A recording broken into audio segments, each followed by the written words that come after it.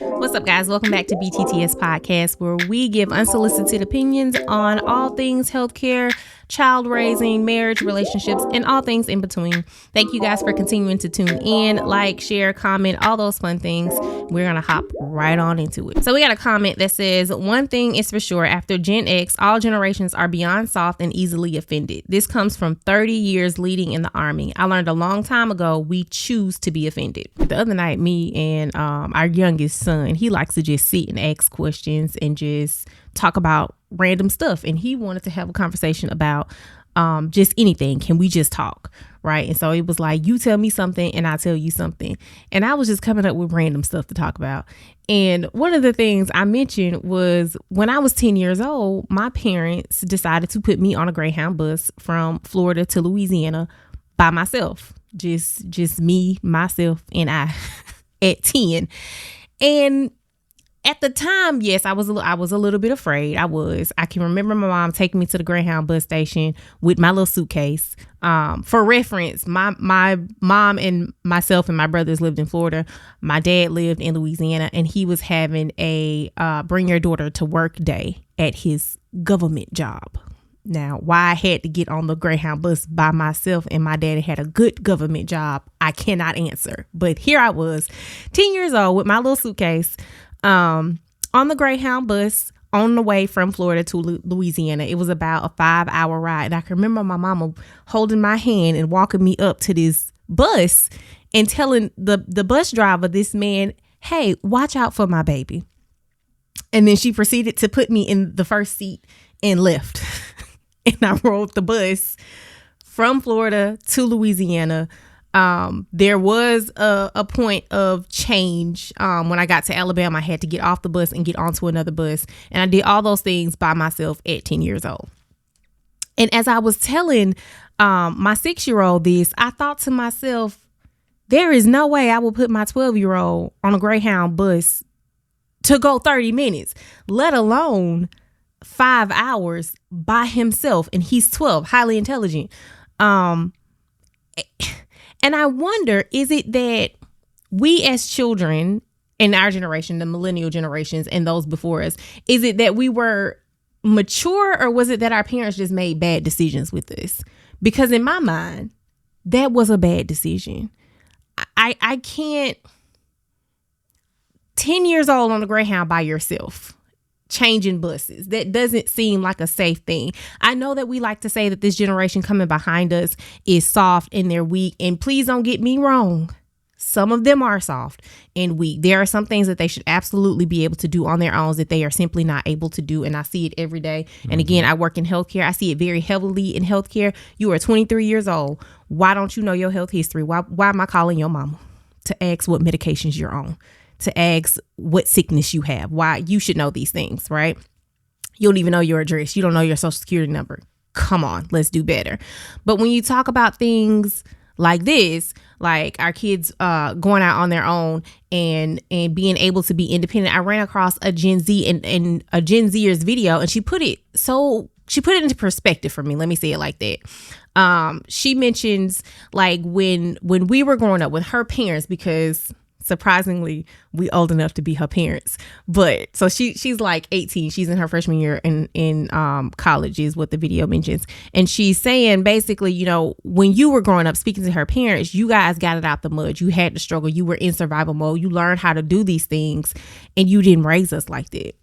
We weren't raised to get it out the mud. We weren't raised in survival mode. You made sure that we had everything that we needed. Our hair was done. Our nails were done. You made sure we ate. You made sure we went on trips. You made sure we had all the things that we needed. So we never had to figure this out on our own. And so now you're sending me out into this world, and I haven't had the opportunity to experience it without you, but you are expecting all of these things from me. Mm-hmm. So I have to ask, if as the parents raising this next generation, are we failing them a little bit?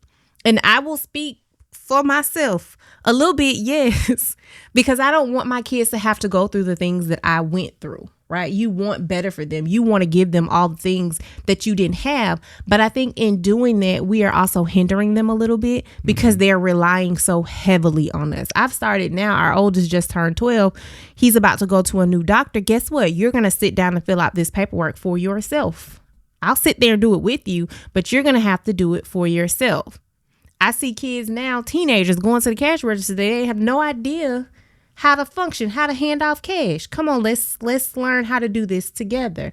I think that we have to, while we're giving them more than we had, right? A lot of us grew up in poverty, in the hood, in the projects and things like that. And now we're out in suburban America, and we're hood parents raising suburban kids, and there's a disconnect.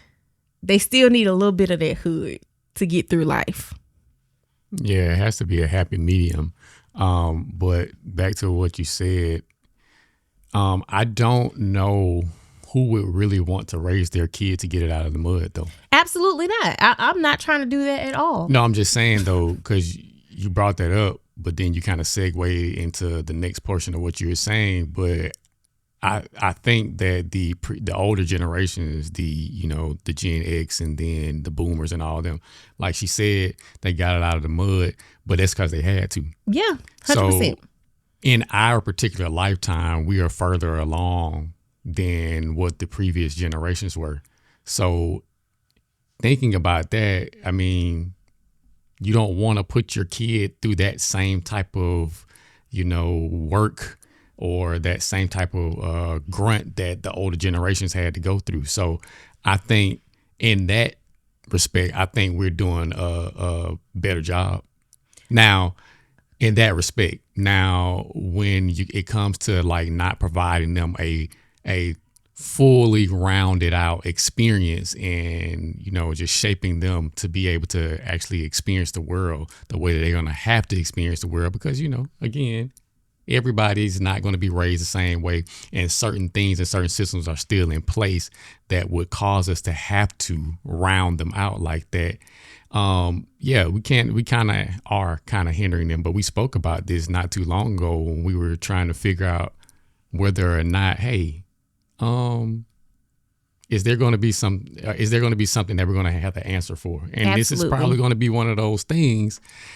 But again, like I said, who wants to raise their kid in struggle mode? And I know people will look at this and be like, well, it's not struggle mode. They just need to be taught what they need to do. All those stories of I had to walk to school barefoot in 40 inches of snow for 5 hours and it was 25 miles and all this stuff. Why? I didn't walk barefoot, but I walked in shoes that was too small and clothes that were not appropriate for the weather. Right. But you don't want your kids to have to go through that. Absolutely not. It shaped you into being the person that you are right now. But the whole reason you do well or you try to do well is to try to give your kids the life that you didn't have. But again, there has to be a happy medium. You have to actually give them that life without disregarding the things that they're going to actually need. Right. And I think that's where we're struggling. I won't say that we're dropping the ball. I'll say we're struggling because we want to protect them from the things that we had to deal with, and we want to make life easier for them. But at the same time, we have to give them a healthy dose of reality, a healthy dose of you cannot have everything you want, because that's not how life is set up, unfortunately. Not saying that, you want to stop them from getting things, right? But you want them to see that sometimes life is not going to go your way. Mm-hmm. And you are the safest place to make that happen, rather than waiting and giving them this fairy tale life. And then they step out into the real world, and that is not the life that they get. So how would you suggest going about, making sure that they're not stepping into a world where they've been living this fairy tale world or this super sheltered life, and then they step out into the world and now their world is broken because they don't know what to do? Like, how would you suggest going about rectifying that issue before it even starts, honestly? So I just want to be clear. I'm not an expert in raising children. Mm-hmm. I'm just going to tell you what we do for our kids, mm-hmm. right? One of the things that we did for our oldest, he had this thing where he does not fully understand money. So I actually sat down and created a budget for him. I went to Amazon, and you don't have to do it like this, but I went to Amazon. I bought fake money. I bought like a little cash box. We had weekly, or maybe it was bi-weekly paydays. He had bills. He had a budget. I even had my brothers, your brothers kind of loop in and just throw things that happen in life out at him. Mm-hmm. Right. So I got a text message one day, and guess what? His carburetor went out. Now you got to figure out how to pay for your carburetor. Mm-hmm. Just throwing some real life situations at them, showing them, this is, and again, this was just with money, but just showing him like this is the job that you want to do. And I think I based his job on his grades too. He was struggling a little bit in something. And so I based his job, the job that he could get, based on his grades. I think he was working at Publix. Something like that. So you basically took a page out of the Cosby Show. Yeah, I did. I did. It was fun too. But he got paid. I think it was bi-weekly. He had to do his bills. He had to do his budget. And then he had to figure out a way to work around these things where life was just coming at him. The pipe burst in your apartment and now you have to move. Mm-hmm. Your carburetor went out. You got sick, so you weren't able to work as much, and you don't have benefits at this particular job. So your check was short and you can't pay the rent this month. And it wasn't all horrible things. Sometimes he had extra money. He got his grades up. He was able to move up in the company. He got a better job. That's just some of the things that I did or we did for him. The other thing I think is just having life conversations with them. Mm-hmm. I think a lot of times in trying to shield them from the things that we went through, we don't talk to them about it. And I've realized for myself, because I did a lot as a child and in college. It wasn't all roses for me. Just talking to them about it. One, it heals a little bit in me. Uh-huh. It makes me honestly take a different look at it, because it was survival mode. So I didn't see it as bad as it was in the moment. And looking back at it, it's like, dang, that was pretty bad, because now I'm telling it to my children and they looking at me like, Mom, what? Right. That was horrible. Yeah. Mm-hmm. Yeah. So just having those conversations, allowing them to ask questions, and they're learning from my mistakes because I'm talking about it. Right. Yeah. And that's a big thing right there, because, if you think about it, like the older generations, they don't like to talk about the hard things that they went through, not in a way where you can actually have a response to it. A lot of times they'll present it to you in a way, or at a time when they're mad. When I was a kid, I had the XYZ and this happened to me and blah, blah, blah. So it's not like an education moment. It's more like a talking down to moment to make you do something, or guilt you into doing something that they want you to do. It's more of a punishment than actually teaching me about what's going on. It's like how dare you not be able to do this when I survived this situation, exactly. Instead of I survived this by doing this. Yeah. Teaching them how to get through it. Like our life lessons are their lessons, right? Mm-hmm. We learn from them. And so we want to pass that on to them. Again, we talk communication on this podcast a lot. I think that is the key. And maybe you did not have a hard life. Maybe life was this fairy tale thing for you. Mm-hmm. Tap into some other people. That's okay. Mm-hmm. Just have the conversations, because just because your life was picture perfect, right? Just because you had an amazing life doesn't mean that your children will, and you want to prepare them for it. You want them to be prepared for it, with the expectation that it won't happen though. Right. You want to prepare them thinking they'll never face this. But if they do, they have the tools to get through it, because we had those conversations, because we faced those experiences, because we dialogued about it, because I roped someone else in who could give their perspective on those things. Right.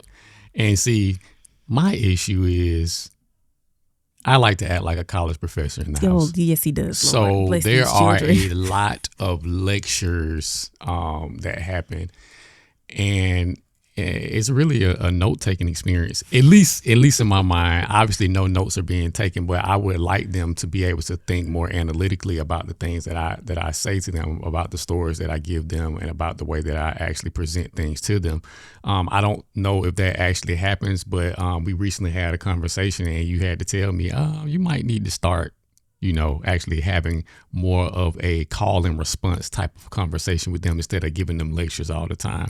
And I'm not gonna lie, that might be a little difficult for me to actually, put into to play. But I'm gonna go ahead and try that, because I think having that conversation, you get to see where their mind is on a lot of things, and then you can kind of guide them based on where their standpoint is at that point in time, while also not necessarily beating your opinion into their head, but allowing them to have their own opinion as well. That, I don't know. I hope that works, but we're going to see. So, I mean, based on my approach to things, when while I lecture, you don't think that you lecture at all? You think that I don't lecture. Okay. You think that you're just doing a bunch of conversations? I don't know if you... I don't have a bunch of conversations with them. You just let them do whatever?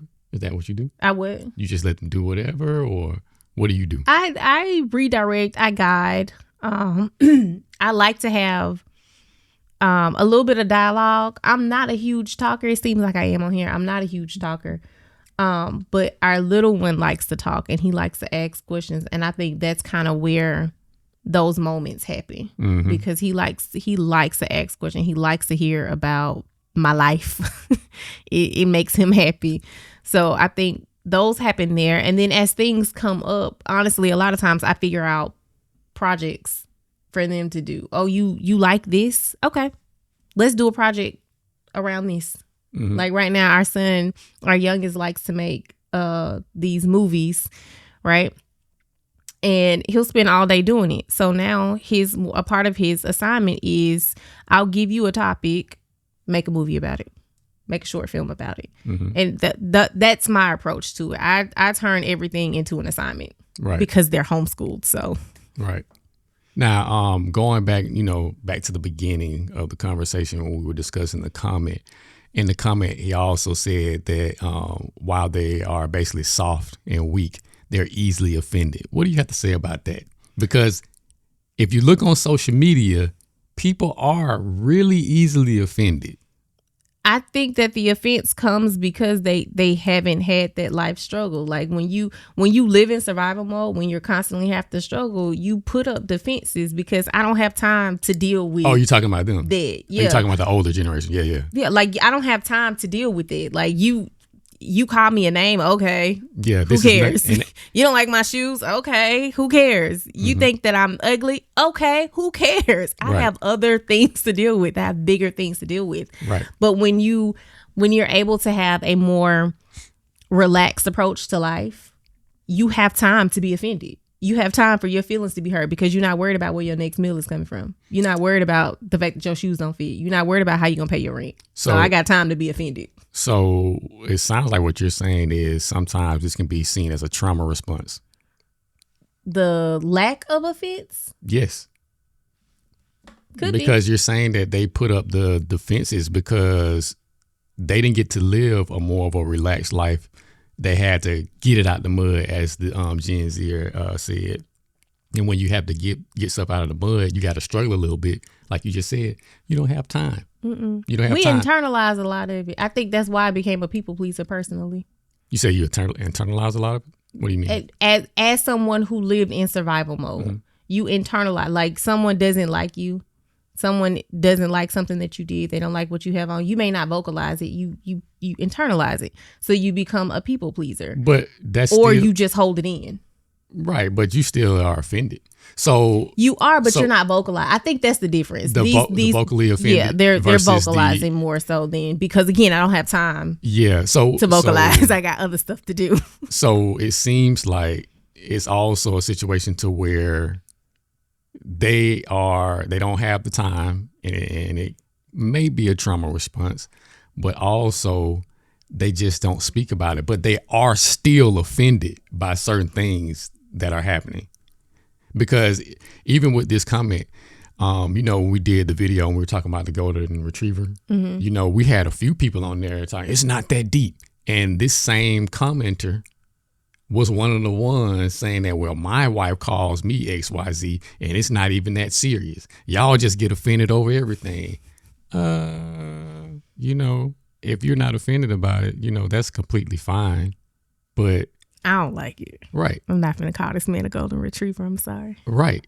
But I mean, not to take it down that route, but yeah, the whole offense thing, I think people may be offended, but just don't feel like they need to voice everything, and especially not on the internet.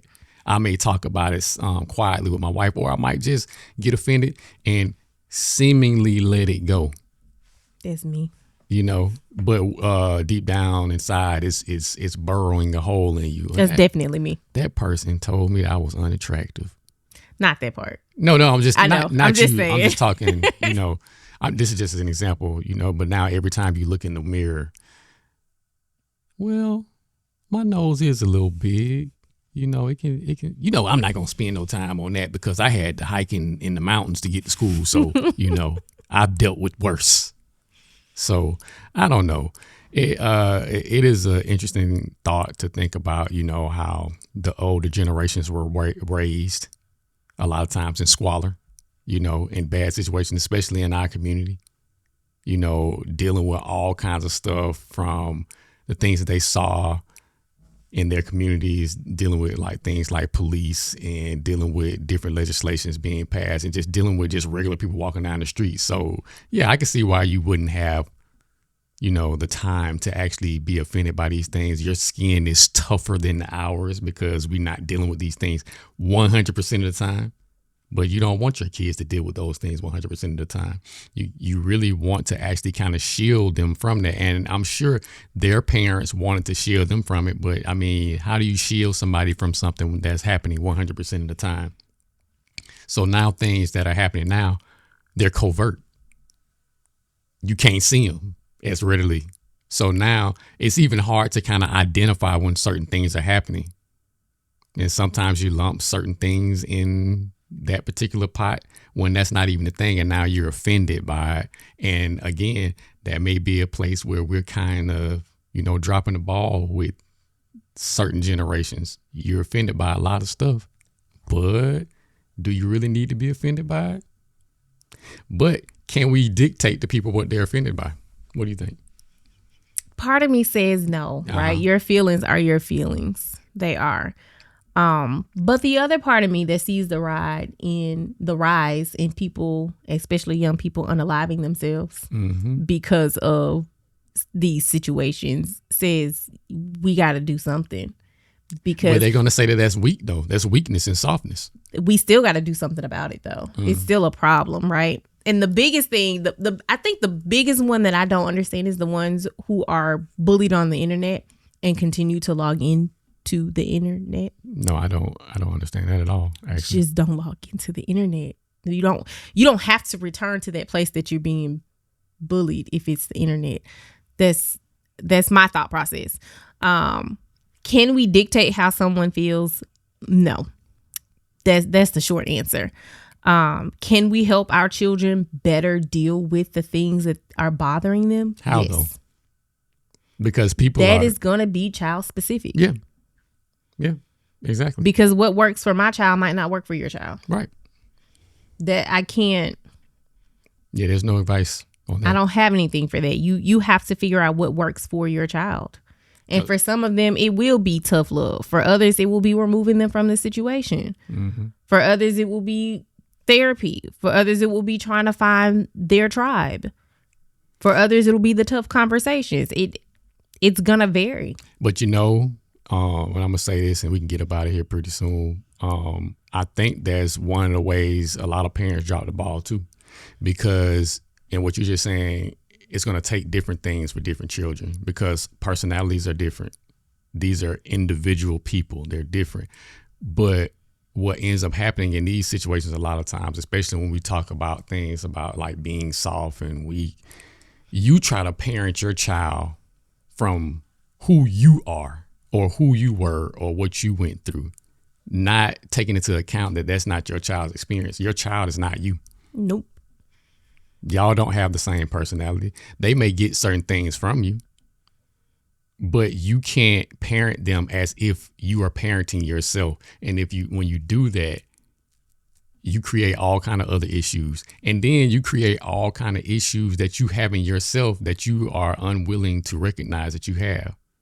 So in essence, are passing down those issues that you were trying to be healed from. So you got to figure out, first of all, who your child is. Each individual child. Right. Because what works for one may not, because I know for sure what works for our oldest is not going to work for the Absolutely not. They're two different people. And they probably were raised by different parents. Yep. Ours definitely were. So, it's going to be child specific. You just got to sit down and actually pay enough attention to your child. Because you can say, okay, this is my child. I know my child. You may know them to an extent, but are you really paying close attention to who they are as a person and how you actually need to approach certain things with them? Because like you said, with us, our oldest child and our youngest child, they're different.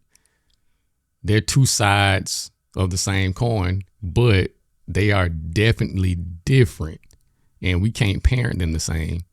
I mean, in certain aspects, obviously. Right. But for the most part, you got to approach each one a little bit differently than the other one. And I think that's probably the case in a lot of situations. So again, sitting down and actually speaking to your kids, because a lot of people don't have conversations with their kids. Right. They talk at their kids. So sit down and have conversations, especially when they're getting older and actually able to actually have those types of conversations with you and voice their opinions in a respectful way. Sitting down and having those conversations will help you understand their thought process and their outlook on life, and probably help guide you on the way to guide them. That's it. You have nothing else? I have nothing else. All right. Like, share, subscribe, hit that notification bell, and we'll see y'all in the next one. Peace. Night.